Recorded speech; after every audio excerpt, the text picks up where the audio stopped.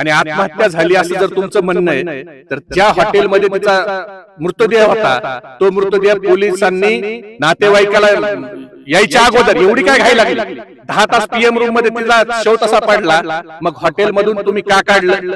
आणि याच्यातून fitness certificate खोटं, रात्री तुम्ही एका महिला डॉक्टरला 12-12 वाजता बोलावताय फिटनेस सर्टिफिकेट द्यायला, एवढी काय इमर्जन्सी लागली? आणि त्याची कुठलीही दखल डीवायएसपीने घेतली नाही. का घेतली नाही? डीवायएसपीला तिने 3 अधिकाऱ्याचे नाव हे त्या ठिकाणी सांगितले त्याच्यामध्ये. आणि आज मुख्यमंत्री देवाभाऊ आज फलटणला आहे. ज्या पोलीस स्टेशनचं देवाभाऊ तुम्ही उद्घाटन करायला चाललात, जर तुम्ही संवेदनशील असताल तर त्या पोलीस स्टेशनच्या भिंतीमधून तुम्हाला संपदाच्या किंकाळ्या ऐकायला येतील. फिटनेस सर्टिफिकेट देत नाहीत. कुणाचे फिटनेस सर्टिफिकेट पाहिजे ते मुख्यमंत्री महोदय?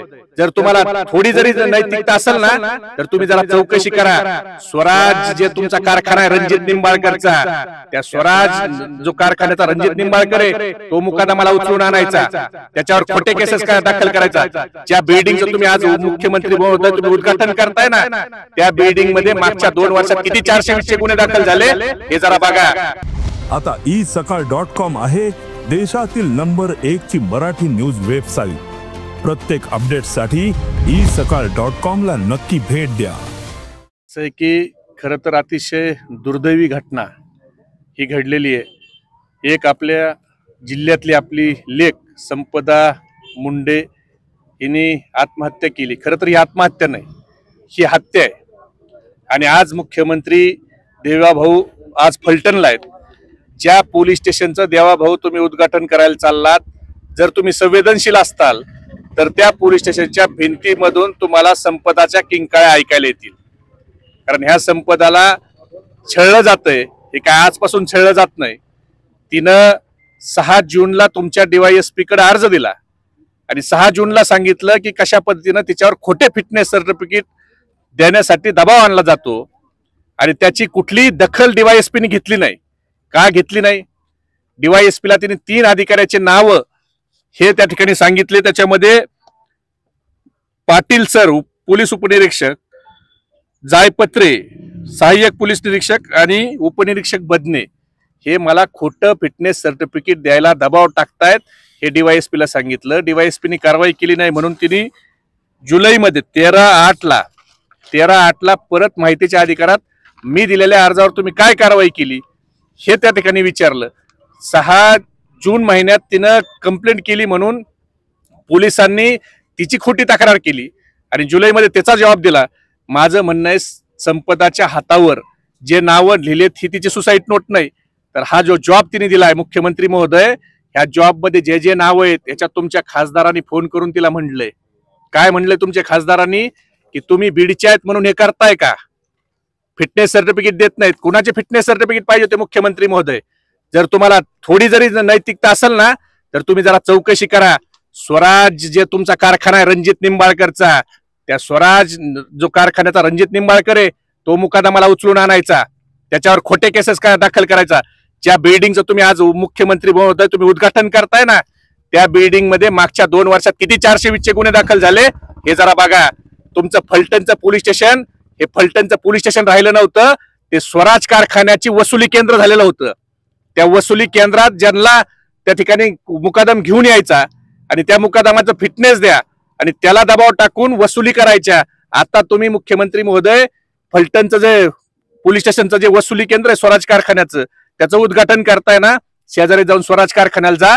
50 ट्रॅक्टर तुम्हाला जप्त केलेले बीड जिल्ह्यातले दिसतील. 50. आमच्या घरकळ घोगस पारगावच्या घरकळ मुकादमाला उचलून तिथं नेलं, 420चा गुन्हा दाखल करायचा आणि परत त्यांच्यावर त्या ठिकाणी दबाव टाकायचा आणि पैसे वसुली करायच्या पोलिसाच्या मार्फत. आणि याच्यातून फिटनेस सर्टिफिकेट खोटं, रात्री तुम्ही एका महिला डॉक्टरला 12-12 वाजता बोलावताय फिटनेस सर्टिफिकेट द्यायला, एवढी काय इमर्जन्सी लागली?